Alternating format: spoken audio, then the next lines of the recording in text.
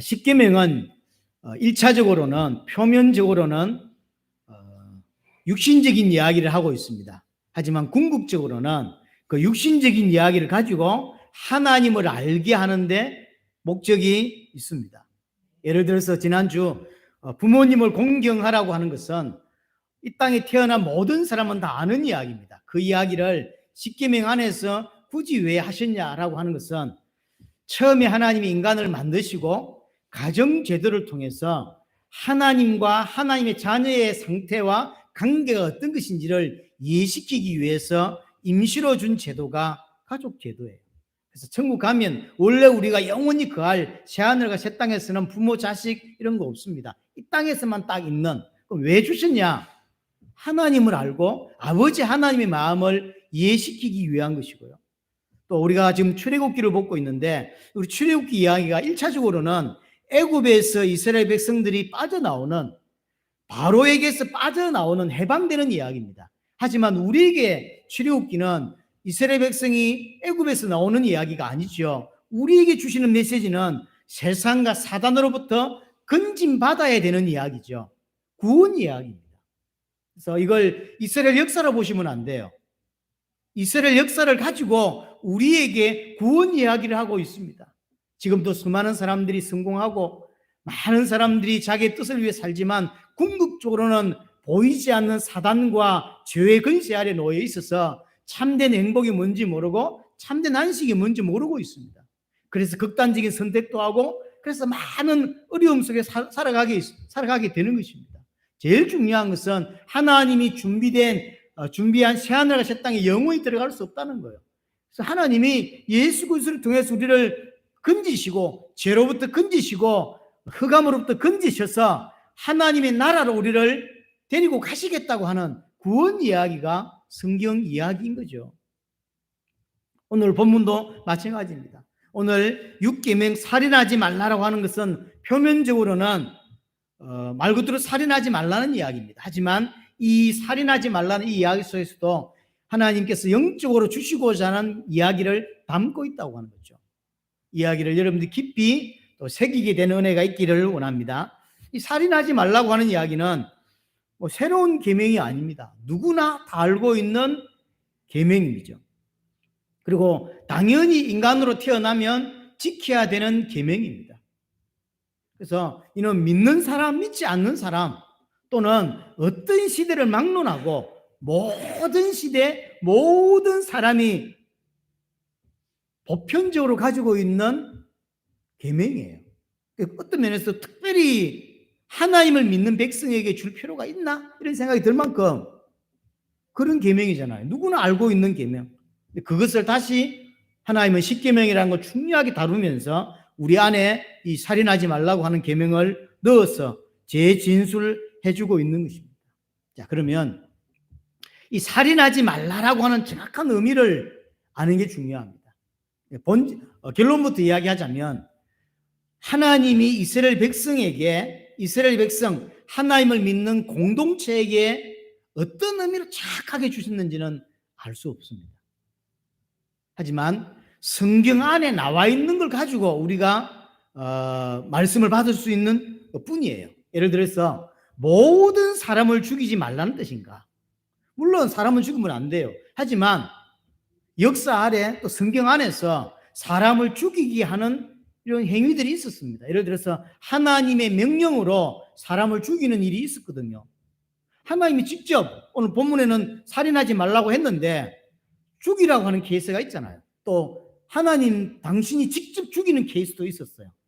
지진을 일으켜가지고 수만 명을 그냥 싹 죽여버리잖아요. 그러니까 당신이 직접 죽이는 케이스도 있었고 하나님이 명령을 해서 죽이는 케이스도 있었고요. 또 율법에 의하여 돌로 쳐 죽이는 케이스도 있었죠. 그러니까 하나님의 뜻에 의하여 율법을 들이대서 돌로 쳐 죽이는, 예를 들어서 무당들 이런 사람들을 어떤 상황에서는 돌로 쳐 죽였죠. 우리 지난주에 봤던 그 아버지가 살아있는데 유산을 내놓으라 이런 놈들은 끄집어내서 돌로 쳐 죽여버리거든요. 이런 적이 있다고. 또 어떤 범죄를 저질러서 형벌로, 지금으로 하면 사형 같은 거죠. 어떤 범죄를 저질러서 형벌로서 사람을 죽이는 케이스들이 있었죠. 그럼 이런 모든 걸 하지 말라는 이야기입니까?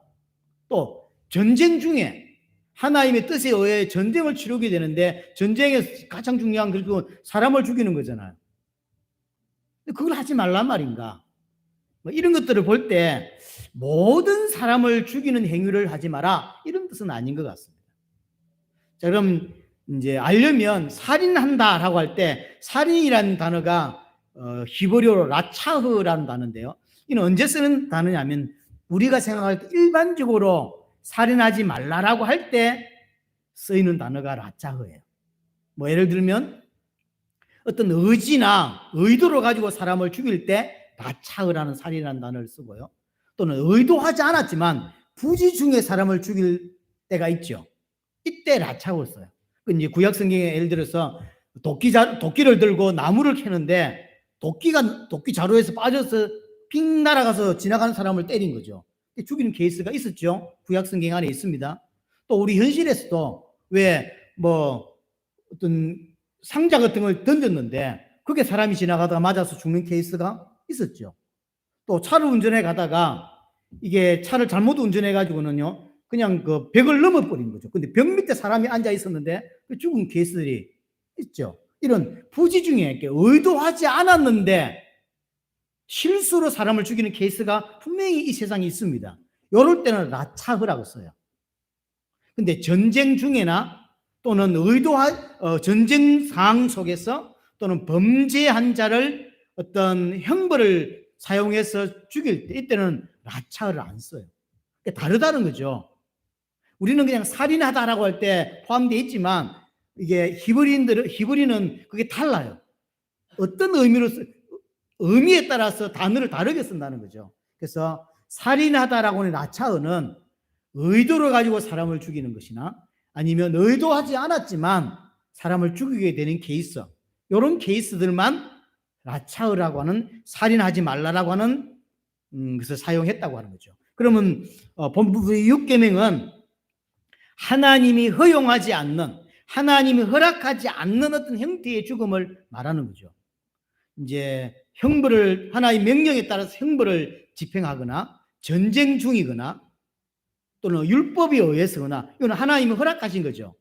이렇게 해서 빼고 하나님이 허용하시지 않는 어떤 형태의 죽음을 살인하지 말라라고 하는 라차흐로 쓴다고 하는 것입니다. 그래서 하나님은 생명을 굉장히 중요하게 생각합니다.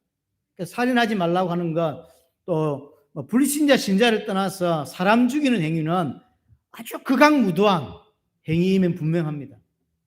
하나님이 굉장히 생명을 가치 있게 중요하게 생각한다고. 그럼 왜 중요하게 생각하냐?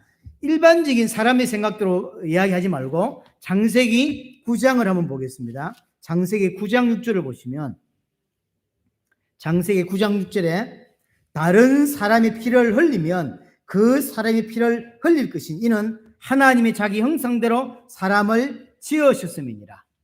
왜 살인하지 말아야 되냐?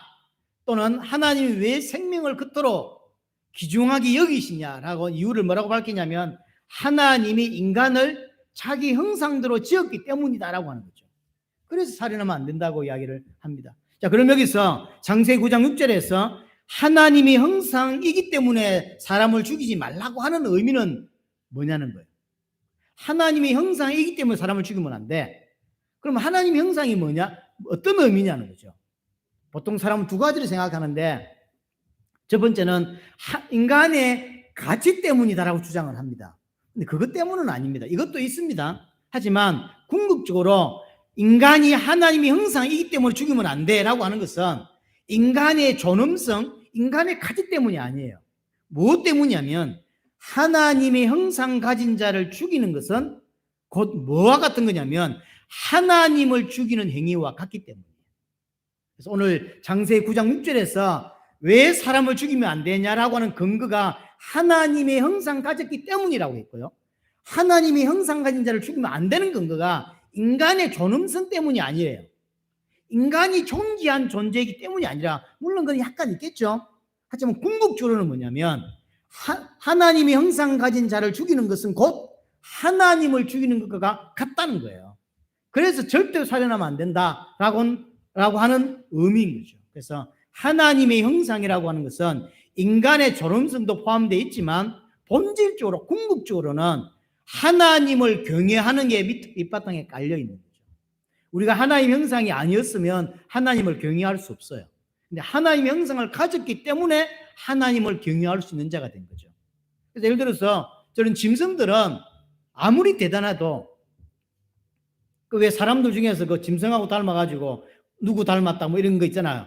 사람인데 푸 닮았다 그러고 사람인데 누구 닮았다 이러자는 게 짐승도 어떤 동물도 굉장히 귀하게 이렇게 할 때 있잖아요. 하지만 그들은 하나님을 경외하지 않습니다. 왜 그러냐면 하나님 형상이 없어요. 하나님 형상을 가졌다고 하는 것은 궁극적으로 하나님을 경외하는 자, 하나님을 경배하는 자가 되었다고 하는 거예요. 그게 밑바탕에 깔려 있습니다. 이런 걸 어디에서 가장 잘 알 수 있냐면 인류의 첫 번째 사건, 인류의 첫 번째 살인 사건에서 참 잘 보여주고 있습니다. 인류의 첫 번째 사건은 가인과 아벨 사이에 일어난 살인 사건입니다. 정확히 말하면 가인 아벨 사건이 아니라 가인이 아벨을 죽인 사건이죠. 표면적으로는 어떤 사건이죠? 가인이 하나님께 예배하고 아벨도 하나님께 예배했는데 하나님이 아벨 예배를 받고 가인 예배를 받지 않습니다. 그래서 가인이 아벨에게 질투를 느껴서 아벨을 쳐 죽이게 되는 사건이죠. 하지만 진짜 그럴까요? 가인은 아벨에게 감정이 없습니다. 결국 본질은 뭐냐면 가인이 하나님과의 관계 안에서 벌어진 사건이에요. 가인의 예배를 안 받으신 분이 하나님이지 아벨이 아니라고요. 아벨은 괜히 지 최선을 다해서 했을 뿐이에요. 근데 하나님이 가인의 예배를 안 받으니까 열받아가지고 가인이 아벨을 죽인 거죠. 그래서 아벨은 아무 잘못이 없어요. 그러니까 하나님이 가인의 예배를 받아줬더라면 이런 사건이 일어나지 않았다는 거죠. 그럼 가인이 어떤 인물입니까? 아담 하와가 범죄를 하고 에덴 동산에서 쫓겨나게 됩니다. 쫓겨나고 나서 처음 낳은 아들이 가인이에요. 근데 중요한 건 뭐냐면 창세기 4장에 가보면 4장 1절에 보면 에덴 동산에서 쫓겨나고 나서 이제 아이를 낳았는데 내가 여호와로 말미암아 득남하였다라고 했어요. 요거 잘 기억이 안 나시는 분들은 나중에 집에 가셔서 창세기 4장에 제가 이 설교한 걸 한번 다시 들어보세요. 이 득남했다는 단어가 굉장히 애매한 단어라고 했어요. 왜 그러냐면 이걸 어떻게 해석해야 되냐? 주로 이제 신학자가 어떻게 해석하냐면 내가 여호와와 같이 남자를 창조했다라고 해석이 가능해요. 이게 뭐 어떤 의미냐면 범죄하고 나서 하나님이 아담 하와에게 어떤 메시지를 주냐면 내가 너희에게 여자의 후손을 줄 것이고 여자의 후손이 오면 뱀의 머리를 상하게 할 것이다 라고 이야기를 했죠. 그래서 그러고 나서 쫓겨나고 나서 가인을 낳은 거죠. 그래서 하와는 이 가인을 어떻게 생각하냐면 가인을 보고 여자의 후손이라고 생각하는 거죠. 이 가인이 뱀의 머리를 상할 자다, 뱀의 머리를 박살낼 자다라고 인식된 거죠. 그래서 하나님이 아담을 만드셨듯이 우리가 남자를 만들었다, 남자를 창조했다라고 보여지는 거예요. 이 본문이 굉장히 애매한 본문이에요. 그래서 남자아이를 낳았다 이렇게 그냥 쓰면 되는데 남자아이를 낳았다고 하지 않고 남자를 창조했다라고 쓰는 거예요. 득남했다는 게 한국식으로 득남이잖아요. 남자아이를 낳았다는 의미인데 실제 단어는 득남이 아닙니다. 얻었다. 근데 이 얻었다는 단어가 창조란 단어와 같이 쓰이는 단어예요. 그래서 하나님이 아담을 창조했듯이 내가 남자아이를 창조했다. 남자아이를 얻었다. 이 남자아이가 누구냐면 여자의 후손이라고 자기는 생각하는 거죠. 이게 이제 하와의 착각인 거죠. 그래서 가인이 태어났을 때 그 창세기 4장 1절 2절을 보시면 하와가 굉장히 감동해야 합니다. 굉장히 감동스러워하고 감격하죠. 왜 그러냐면 하나님과 같이 생명 창조의 기쁨을 또 감격을 얻었다는 거죠. 하나님 같은 이런 은혜를 내가 받았다는 거죠. 그러니까 하나님이 사람을 남자를 창조했는데 내가 남자를 창조했단 말이에요. 그러니까 그 가인 낳고 굉장한 감동과 뭐 이런 게 있어요. 그래서 이름이 가인이요. 가인이라는 뜻이 얻었다, 창조했다 이런 뜻이에요. 근데 그러고 나서 바로 나오는 게 아벨 태어나는 사건인데, 아벨 태어나는 것은 배경도 안 나와 있고 기뻐했다는 말도 없고, 아벨이 원래 히브리어로 헤벨입니다. 헤벨이 뭔 뜻이냐면 헛되다라는 뜻이에요. 가인은 창조하다, 얻었다라는 뜻을 가지고 있고, 아벨은 헛되다 이렇게 돼 있어요. 아니 뭐 이렇게까지 차별을 하십니까? 하와는 똑같이 남자아이를 낳았는데 가인은 막 엄청난 감격인 게, 이 가인이라는 이름을 짓게 된 배경을 설명해 줘요. 근데 아벨은 그냥 태어났다만 나와 있어요. 어떤 배경에서 어떤 의미로 이름 지었는지도 안 나오고, 이름도 해필 왜 헤벨입니까? 헛되다. 첫째를 놓고 아마 실망을 했던지 저기 이래가지고, 그래서 아들 낳아도 소용없네 이래서 헤벨이 지었는지는 알 수 없죠. 신학자들 간에 가인과 아벨이 과연 몇 년의 차이를 두고 태어났는가 이런 의문도 있어요. 이 시간 이 시간 다 이야기할 수 없고 있어. 신학자들 중에서는 쌍둥이라고 생각하는 사람도 있는 거예요. 왜냐하면 가인 나올 때는 동침하여 임신을 해서 가인을 낳았다고 표현되어 있는데, 아벨 나올 때는 그런 의미도 없어서 혹시 쌍둥이 아니야? 이런 생각을 신학자들은 합니다. 우리는 안 하지만, 여러분 하나님 안 하잖아요. 신학자들은 해요. 그래서 알 수 없습니다. 하지만 뭐 쌍둥이가 만약 아니라고 하면, 우리가 생각하는 쌍둥이가 아니라고 하면 아마 첫째 놓고 실망을 했는지도 모르죠. 그래서 헤벨이라고 지었는지도 모르겠습니다. 여하튼 너무 차이 나요. 그런 것들이 유대인에게 그대로 내려옵니다. 그래서 유대인은 첫째를 굉장히 쳐줍니다. 한국도 그런 게 좀 있죠. 첫째 아들에 대한, 지금이야 애들 한 명, 두 명밖에 없기 때문에 첫째, 둘째라는 개념이 별로 없지만 한 8명 가족이 된다고 해보세요. 첫째를 굉장히 쳐줍니다. 그렇죠. 유대인들은 더더욱이 더블 표현입니다. 배로 줍니다. 재산을 만약에 나눠준다면 첫째는, 장자는 배로 줍니다. 그래서 유대 사회에서 장자는 굉장히 중요해요. 앞으로 오신 메시아와 연결되어 있기도 하지만, 근데 중요한 건 하나님이 아벨과 그 아벨의 예물은 받고 가인과 가인의 예물은 안 받은 거예요. 그래서 가인의 분노는 정확하게 표현하면 아벨을 향하고 있는 게 아닙니다. 하나님을 향하고 있는 거예요. 어쩌면 아벨은 아무 관계가 없어요. 그냥 아벨은 자기 예배를 잘한 것이고, 근데 가인이 삐진 것은, 가인이 뚜껑이 열린 것은 하나님이 안 받아줬기 때문이에요. 제 생각인데요. 가인도 예배하고 아벨도 예배했는데, 가인의 예배도 하나님이 받고 아벨의 예배를 받았어도 가인은 화가 났을 것 같아요. 그렇지 않을까요? 쟤하고 내하고 좀 같이 같다고 지금 이런 느낌이 있는 거죠. 왜냐하면 장자잖아요. 그런데 한 발짝 더 나아가서 아벨 건 받아주는데 자기 건 안 받아줘. 너무 화가 난 거죠. 그래서 분노가, 왜 아벨 것만 받냐 말이에요. 같이 받아줘도 화가 날 판인데 아벨 것만 받았다고. 그래 너무 화가 나죠. 그래서 가인의 이 살인은 하나님을 향하고 있는 거예요. 아벨을 향하고 있는 게 아닙니다. 만약에 하나님을 죽일 수 있는 능력이 가인에게 있었다면 하나님을 죽였을 거예요. 아벨을 죽이는 게 아니라. 하나님을 죽일 수 있는 능력이 가인에게 없었기 때문에 아벨을 죽인 거예요. 그래서 살인은 정의하자면 하나님의 형상 가진 아벨을 죽였다고 하는 이 이야기는 아벨을 죽인 것 같지만 하나님을 죽이는 행위가 살인이에요. 그래서 살인하지 말라는 이야기는 굉장히 중요해요. 그래서 모든 살인은 하나님을 향하고 있습니다. 하나님의 절대 주권을 인정하지 않는 것이고, 생명의 근원이신 하나님과 그 생명을 이 땅에 태어나게 하시고 인도하시고 통치하신 하나님을 부인하기 때문에 살인하는 거예요. 내가 죽이고 싶은 저 인간을, 그 인간의 주인, 생명의 주인이 하나님이고, 이 인간을 태어나게 하신 분이 하나님이고, 지금까지 인도하고 계신 분이 하나님이고, 이 인간을 통치하고 있는 분이 하나님이라는 걸 인정했다면 안 죽였겠죠.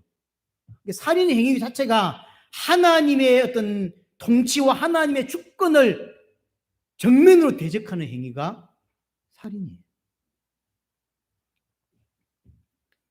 사람을 죽이는 살인 행위는 본질적으로 하나님을 거부하고 하나님을 대적하는 행위입니다. 이것은 자살 또한 마찬가지입니다. 자살 또한 또 다른 종류의 살인임을 여러분들 아셔야 됩니다. 자살을 하는 여러 가지 케이스들이 있습니다. 너무나 우울증이 심해서, 이런 건 질병입니다. 질병으로 인해, 쉽게 말하면 우울증이나 또는 아주 공황장애나 아주 정신질환 같은 것 때문에 정신이 온전하지 못해, 그래서 자살하는 케이스들이 분명히 있습니다. 또는 자기 스스로 어떤 이길 수 없는 극심한 스트레스, 그래서 극단적 선택할 수밖에 없는 여러 가지 이유들이 분명히 있습니다. 하지만 이 모든 것들을 통틀어서 결국은 스스로 목숨을 끊었다고 하는 것은 아까 말했던 하나님의 통치와 하나님의 주권을 거부하는 거예요. 하나님의 섭리를 거부하는 것입니다.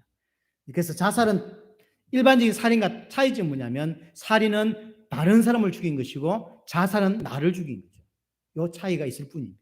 그래서 자살 또한 살인의 한 종류입니다. 그렇게 이해하셔야 됩니다. 쉽게 말하면 사람의 생명은 하나님께 있습니다. 살인이라는 건 어떤 거냐면, 내가 하나님의 자리에 올라가서 하나님의 권한을 행사한 거예요. 그래서 하나님을 대적했다는 말이 되는 거예요. 그렇죠. 하나님이, 인간이 태어나고 죽기 모든 것은 하나님의 손에 있는 거예요. 그렇잖아요. 하나님이 주관하시는 건데 자기가 나서서 하나님의 자리에 가서 생명을 끊었다고 하는 것은 하나님의 권한을 자기가 행사한 거라고. 그 말은 하나님을 대적하는 거라고. 그게 자살이었던, 그게 살인이었던. 그래서 하나님은 굉장히 살인을 무섭게 생각하고 굉장히 중요하게 생각한 것입니다. 자, 큰 두 번째로 이제 살인의 어떤 의미라든가 넘어서서 이제 성경 안에서 살인이라고 하는 라차어가 어떻게 사용됐는지를 통해서 우리가 붙잡을 메시지가 있습니다. 특별히 여러 군데 사용됐지만 크게는 두 군데만 이야기를 해보겠습니다.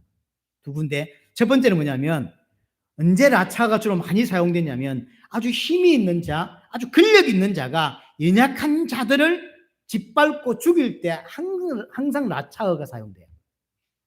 그래서 가부라든가 고아라든가 나그네를 죽이는 거죠. 예를 들면 여러분이 잘 아는 열왕기상 21장 19절 이야기, 뭐냐면 그 아합 이세벨 아시죠? 아합과 이세벨이 있었는데 그 옆에 아마 나봇의 포도원이 있었던가 봐요.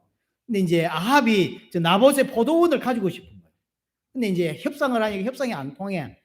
나는 못 판다 이러니까 이세벨. 그래서 성경 안에서 가장 악독한 여자 중에 한 거의 탑이죠. 그래서 그 유튜버 중에 그런 것도 있어요. 성경 안에 나오는 최고의 악녀 이렇게 레벨 들어가 보면 항상 탑 클래스가 이세벨입니다. 항상 일이 찌고 있습니다. 이세벨이 뭘 그 걱정하냐, 내가 해결해 줄게. 그래서 나봇을 죽여버려요. 그리고는 나봇의 포도원을 아합한테 선물로 주잖아요. 요때 라차어를 쓰는 거예요.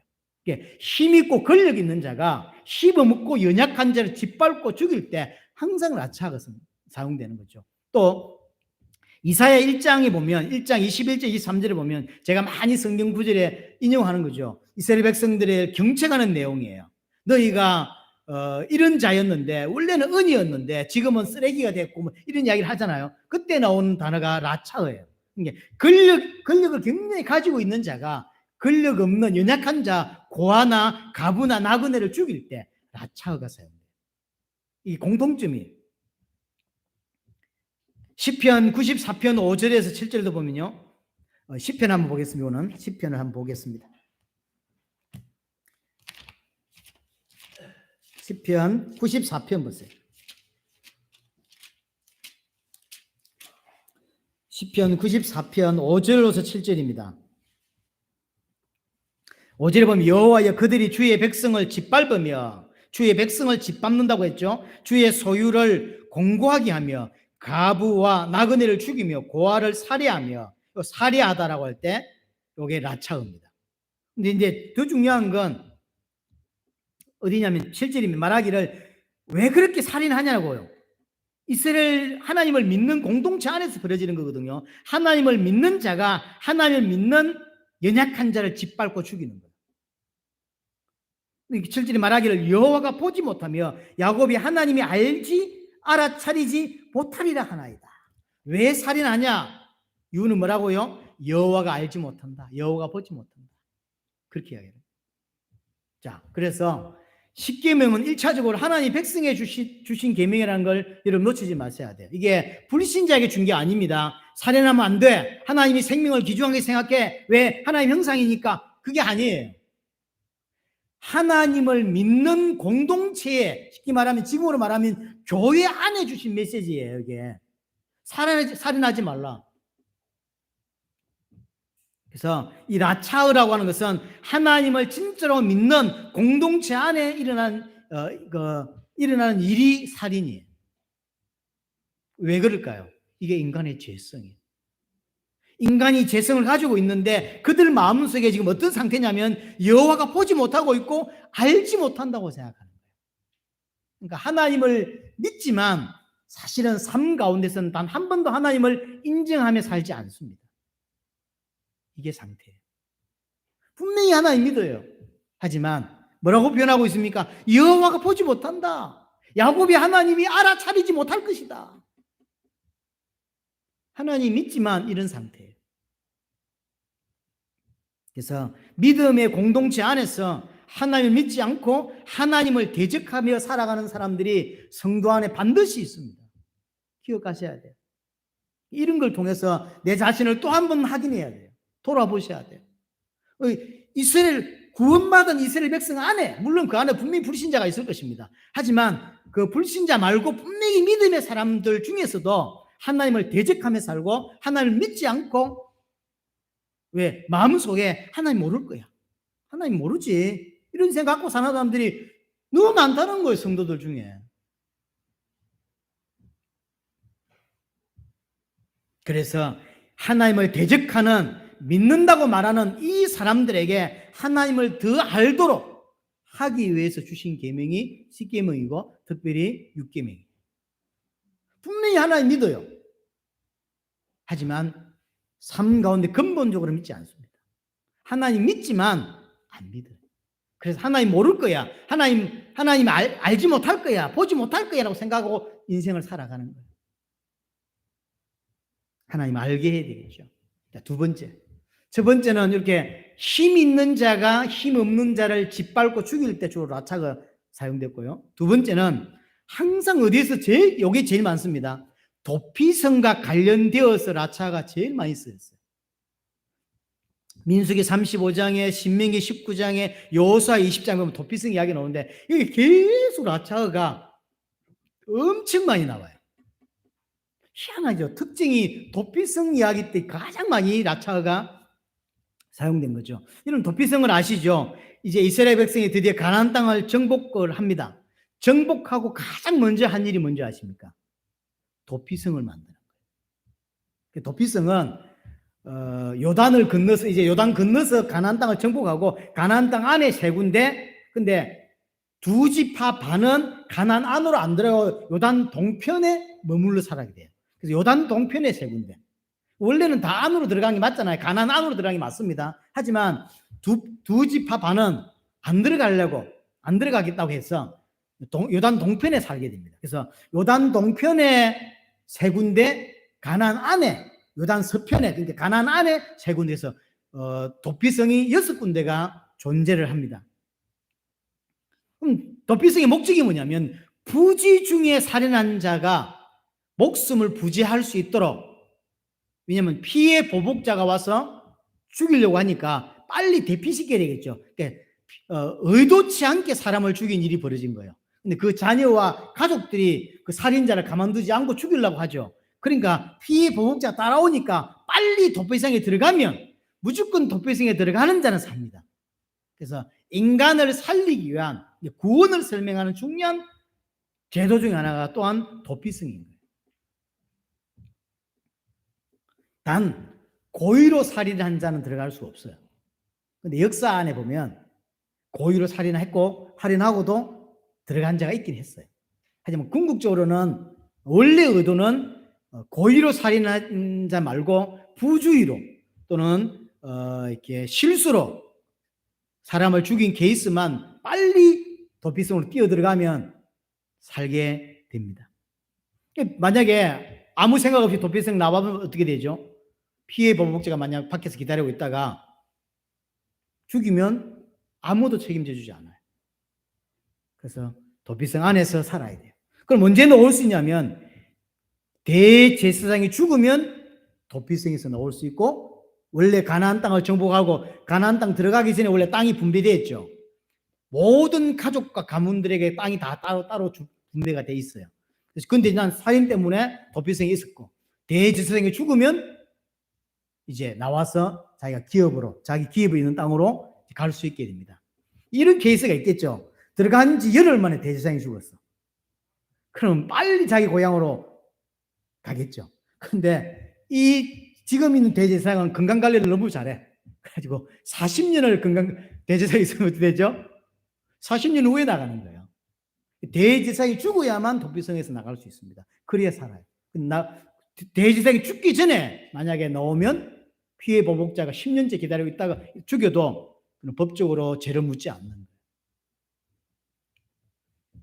그래서 얼만큼 이스라엘이 도피성을 중요하게 생각했냐면요, 이 6군데 도피성에 빨리 뛰어들어갈 수 있도록 길을, 어떤 기록에는 14m까지 닦았다고 이야기 있어요. 몇천 년 전에 어떻게 14m까지 닦았는지 모르지만 그건 좀 가장됐다고 치더라도, 쉽게 말하면 지금도 차 2대, 3대가 쫙 지나갈 수 있을 만큼, 마차가 몇 대가 한꺼번에 지나갈 수 있을 만큼 도로를 넓게 닦아요. 그리고 1년에 한 번씩 부역을 하는데 반드시 도피성 보수 부역을 합니다. 모든 백성은 나와서 도피성을 부역해야 돼요.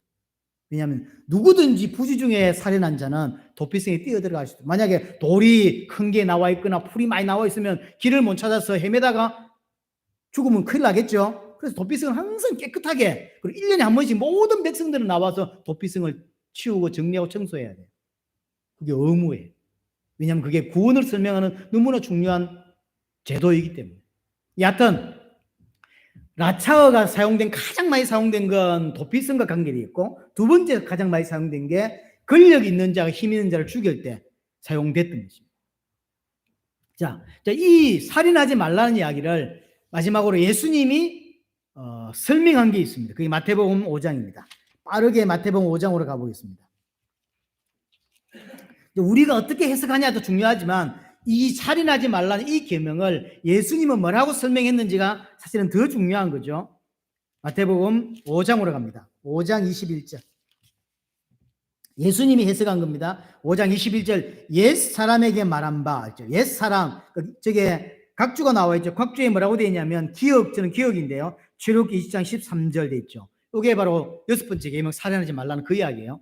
옛 사람에게 말한 바, 이제 이스라엘 백성이 빠져나왔을 때 옛 사람에게 말한 바, 살인하지 말라, 누구든지 살인하면 심판을 받게 되리라 하였다는 너희가 들었으나, 다 아는 이야기죠. 22절. 나는 너희에게 이르노니 형제에게 노하는 자마다 심판을 받게 되고, 형제에 대하여 라가라는 자는 공의에 잡히게 되고, 미련한 놈이라 하는 자는 지옥불에 들어가게 될 것이다. 우리가 생각할 때 살인하지 말라라고 하는 건 물리적인 살인만 생각하죠. 하지만 예수님이 뭐라고 했냐면 물리적인 살인만이 아니라 형제를 향하여 노하거나 화를 내거나, 또 라가란 말은 욕입니다. 히브리 사람들의 욕이에요. 우리나라 말하면 멍멍이 뭐 이렇게 하듯이 개 뭐 이렇게 하잖아요. 그런 욕이고요. 또 미련한 놈이다, 쓸데없는 놈이다, 이런 게 다 욕입니다. 이런 사람은 뭐 어떻게 된다? 지옥불에 들어가게 된다. 예수님이 직접 설명해 준 것이죠. 자, 그러면 6계명에서 자유로울 사람이 있습니까? 유대인들은 원래 어떻게 생각했냐면 살인만 안 하면 돼. 속에는 버글버글 끓어도 저 나쁜 놈의 새끼 막 이렇게 끓어도 지나가다 번개 안 만나 막 귀신은 많아 뭐 이리 왜 저런 거 안 잡아고 이리 욕해도 살인만 안 하면 돼. 근데 예수님이 오셔서 뭐라고 말하냐면 물리적인 살인뿐만 아니라 마음속에 욕을 하거나 마음속에서 분노하거나 라가라고 욕을 한 자도 지옥불에 들어간다는 거죠. 자, 그러면 여러분 중에 이 6계명에서 자유로울 사람이 있습니까? 저도 이렇게 TV 보다가 이번 주에 욕 몇 번 했는데 저런 끝난 지옥 가야 돼요. 왜냐면 오늘 예수님이 이성희 집사님이 설거지 하다가 이상한 손님 왔으면 이렇게 했죠. 벌써 지옥 가야 되죠. 우리 장로님 운전하시다가 끼어드는 놈 있었겠죠. 또 욕했겠지. 욕 한번 퍼지리 해줘야 또 속이 또 시원하거든요. 그럼 이제 우리 최근사님 가만 계시겠습니까? TV 보다가 저런 것들이 이렇게 했겠죠. 지옥 가야 돼. 6계명에서 아무도 자유로울 사람이 없어요. 유대인들은 사람만 안 죽이면 된다고 생각했는데 하나님이 직접, 예수님이 직접 설명해 주잖아요. 그게 아니다. 물리적인 살인뿐만 아니라 마음으로 생각으로 한 모든 욕도 다 살인이다라고 이야기를 해주는 거예요. 로마서 3장 23절 모든 사람이 죄인이다 라고 이야기하고 살인자다라고 이야기를 합니다. 그럼 우리는 모두 살인자입니다. 그러면 이 살인죄를 우리는 살인한 살인자인데 저는 욕을 했기 때문에 이번 주에 욕 몇 번 했거든요. 욕 몇 번 했기 때문에 살인자인데 이 살인자가 고의로 욕을 하면서 살인자가 됐습니까? 부주의로 살인했습니까? 고의죠. 알면서 했잖아요. 부주의입니까 여러분? 아니에요. 장로님이 운전하다 욕하신 게 부주의입니까? 아닙니다. 알고 했어요. 알면서 했어요. 그럼 우리는 이제 도피성에 들어갈 수 없는 자란 말이에요. 도피성에 들어갈 수 있는 자격이 없는 자입니다. 그럼 우리는 어떻게 구원받습니까? 예수님께서 우리의 모든 죄를 십자가에 다 씻어 주셨기 때문에 구원받을 수 있었다고. 네, 그 전에 예수님께 십자가 죽으시면서 뭐라고 기도하시냐, 하나님께 기도하냐면 저들의 죄를 용서해 주시옵소서. 그러면서 뭐라고 했냐면 저들이 하는 일을 알지 못합니다라고 했죠. 하나님께.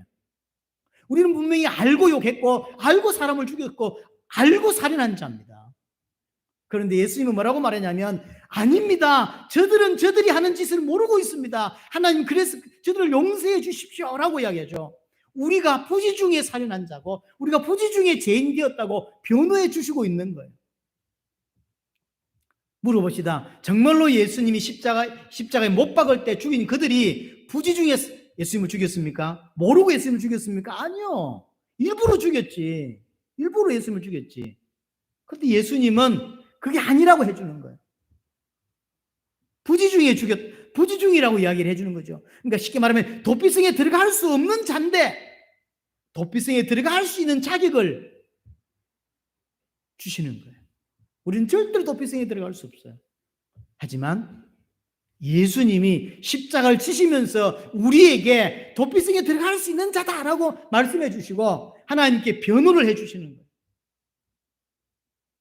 그리고는 당신이 직접 대제사장으로서 십자가에 죽습니다. 대제사장이 죽어야 도피성에서 나올 수 있다 그랬죠. 예수님이 직접 대제사장이 되셔서 십자가에서 죽으시는 것입니다. 왜? 대제사장이 죽어야 도피성에 들어간 자들이 자기 땅으로 돌아갈 수 있기 때문에. 그러면 도피성에 들어간 우리가 가야 될 내 땅, 내 기업은 어디입니까? 새하늘과 새 땅인 거예요. 그래서 이게 그냥 단순히 이스라엘 육신적인 이야기가 아니에요. 자기 기업, 받은 기업이 지금 가나안 땅에 있습니다. 근데 부지 중에 살인을 했기 때문에 못 가요. 도피성에 있는 거예요. 대제사장의 죽음으로 빠져나와서 그게 자기 부여받은 기업으로 가는 거죠. 그것입니다. 예수 그리스도가 대제사장으로서 죽으심으로 우리가 도피성에서 넣을 수 있었고, 그래서 하나님 우리에게 허락된 준비된 땅, 새하늘과 새 땅으로 들어가게 되는 것입니다. 그래서 오늘 살인하지 말라는 6계명은 단순히 육신적인 이야기가 아닙니다. 굉장한 영적인 이야기를 담고 있는 것입니다. 결론적인 이야기를 하자면 살인하지 말라는 계명은 예수님 말씀을 근거로 하자면 우리는 절대로 지킬 수 없는 계명입니다. 왜냐하면 계속 욕할 것 같은데요. 운전대 잡으면 욕이 자연스럽게 나오는데 여러분 자신 있습니까? 강한 의지를 가지고 있으면 일주일은 욕도 안 하고, 근데 순간순간 이게 입으로 안 하는 괜찮은데 머릿속에 지나가는 건 어떡하죠? 벌써 머릿속에 지나가. 실제 욕은 안 했는데 어떡하지? 이 6계명을 진짜로 지킬 수 있는 사람이 이 땅에 아무도 없어요. 우리는 매일 수시로 마음으로 사람을 죽이고 고의로 사람을 죽입니다. 살인자입니다. 그런 우리를 예수님은 부지 중에 죄를 지었다고 쳐주시고 하나님께 우리의 죄를 용서해달라고 변호해 주시고 당신이 직접 대제사장이 되셔서 대제사장의 죽음을 십자가에 죽으심으로 우리의 죄 문제를 해결해 주시고 이제 새하늘과 새 땅에 들어갈 수 있는 은혜를 베풀어 주시는 것이죠. 그래서 6계명은 살인자인 우리에게 하나님이 어떤 은혜를 베풀어 주신지를 설명하는 계명이에요. 단순히 살인하지 말라는 계명이 아닙니다. 하나님께서 예수 그리스도께서 살인자인 우리에게 어떤 은혜를 베풀어 주셨는지를 설명해 주는 아주 중요한 계명이라고 하는 거죠. 십자가를 통하여 주시는 구원의 은혜와 사랑을 깨닫게 해주시는 계명. 하나님의 사랑이 얼마나 큰지, 예수 그리스도의 은혜가 얼마나 큰지를 우리에게 가르쳐주기 위해서 주신 계명이 6계명. 살인하지 말라는 계명. 물론 6계명을 통해서 도덕적인 교훈도 얻어야 합니다. 당연히 사람 죽이면 안 됩니다. 육신적으로 또 1차적으로 표면적으로 절대 사람은 죽이면 안 됩니다. 이 땅에서 하나님 백성다운 삶을 살아가는 것이 당연히 우리여야 합니다. 하지만 오늘 이 6계명을 통해서 내가 어떤 존재인지를 깨닫게 해줘요. 우리가 어떤 존재죠? 살인자, 죄인. 살인자, 죄인. 이게 율법이 주는 가장 중요한 의미예요. 내가 누군지를 깨닫게 해주죠. 그러면서 살인자인 죄인인 나를 위해서 하나님이 어떤 일을 행하셨는지를 보여주는 것. 예수 그리스도의 십자가를 통해서 우리를 구원하셨다고 하는 하나님의 사랑을 깨닫게 해주시는 것이 이게 6계명을 통해서 주시는 은혜인 것입니다. 이번 주간에 우리 살인하지 말라고 하는 이 계명을 통해서 내가 누군지를 다시 한번 확인하고, 그래서 나를 구원하기 위해서 하나님이 어떤 은혜를 베풀어 주시는지를 다시 한번 돌아보는 귀한 은혜가 여러분들이 기대기를 바랍니다.